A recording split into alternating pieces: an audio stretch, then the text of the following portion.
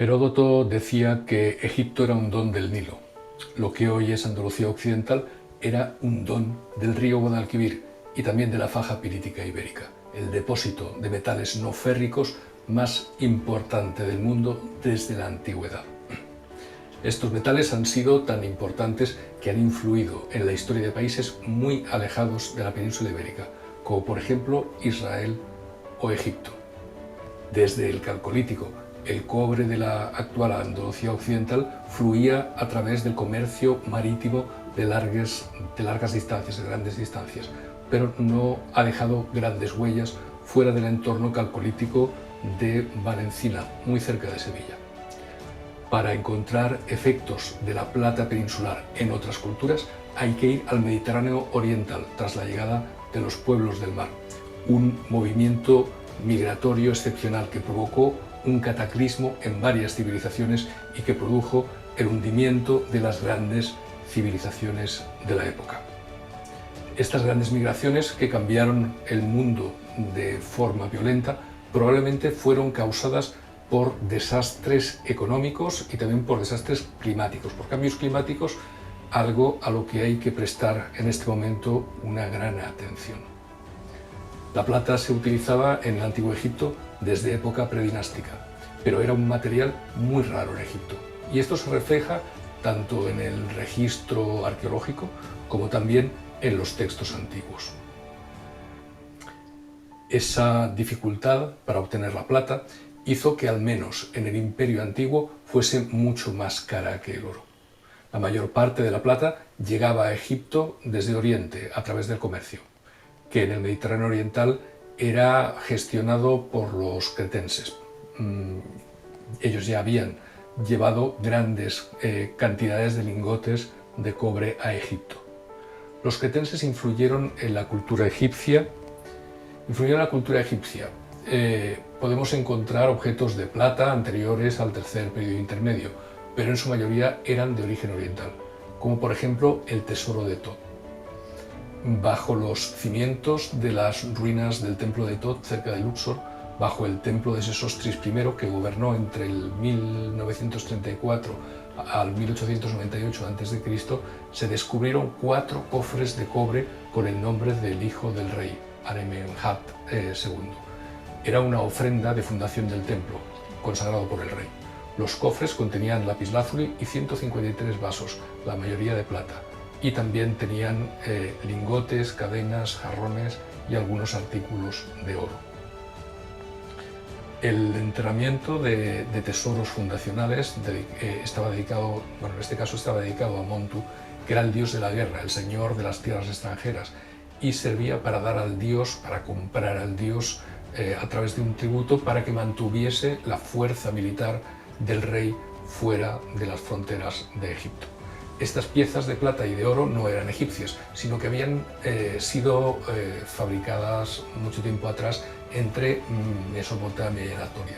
Las copas de plata parecen imitar cerámica de la civilización micénica palacial entre el 1900 y el 1700 a.C. En el Antiguo Egipto podemos encontrar pequeñas piezas de plata muy interesantes. En las piezas más antiguas se utilizaba electron, una aleación natural de oro y de plata con una pequeña parte de cobre. La Creta minoica mantenía en aquel tiempo un estrecho comercio con todo el Mediterráneo oriental, comercio de materiales que provenían sobre todo de más al este, como podemos ver en la fantástica daga hallada en la tumba de la princesa Ita, hija del faraón Amenemhat II, o en el brazalete de oro de Ramsés II y en otras piezas singulares que concentran de alguna forma todo el conocimiento artístico del Mediterráneo oriental de la época, pero no hay rastros de Occidente. Tras el estallido volcánico de la isla de Tera y el colapso de la civilización minoica, que fue sustituido por la civilización micénica, se intensificaron los contactos con Occidente, relacionándose con las civilizaciones de la actual Andalucía oriental. A partir de esa época se encuentran más objetos de plata en Egipto, como la vajilla de Dieuti, un general de Tutmosis III, que fue el faraón que organizó al menos 17 campañas militares a Palestina y a Siria, alcanzando incluso el Éufrates. Bajo su reinado, Egipto alcanzó su máxima expansión. Los platos de Yehudi muestran que la vajilla es un elemento de prestigio desde la antigüedad. Tiene esta vajilla un cuenco de oro poco profundo, de bordes rectos, con una inscripción que aclara que se lo regaló Tutmosis III a su general Yehudi, que tomó Joppa engañando a sus moradores, puesto que se declaró vencido y regaló a los habitantes de la ciudad 200 cestas con ofrendas de paz, pero en ellas había soldados, guerreros, que tomaron la ciudad mediante esta argucia. En el interior del plato hay una flor en el centro, y alrededor del cual nadan 6 tilapias, y en el borde hay 15 plantas de papiro. También hay una inscripción de agradecimiento al general porque llena los almacenes de Egipto, los almacenes con lapislázuli, plata y oro. El cuenco de plata de esta vajilla es redondo, es llano, está incompleto, pero su decoración es más detallada que la del cuenco del oro. En el centro se representa una roseta alrededor de la cual nadan 5 tilapias rodeadas por 12 plantas de papiro. También hay un escarabeo que tiene incrustaciones de oro y el reverso de plata.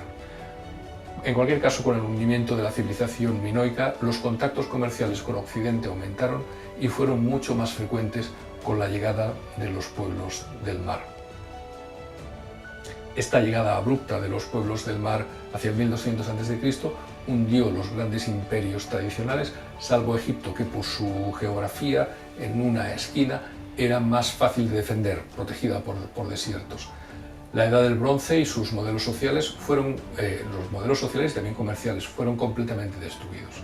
El cambio de civilización impuso otra con nuevas normas, con nuevas tecnologías y también con nuevas rutas comerciales que llegaron hasta el extremo occidente, cambiando la historia de ambos extremos del Mediterráneo.